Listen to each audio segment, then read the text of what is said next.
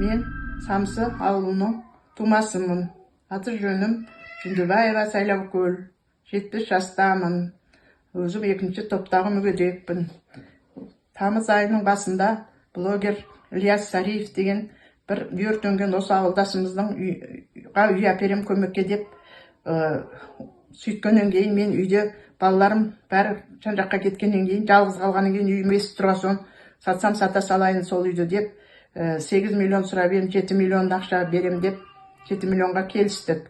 Содан олар маған осы күнге дейін міне ақшасы жоқ. Бір жолы барып документ оформить етеміз деп Алматыда нотариусқа бардық.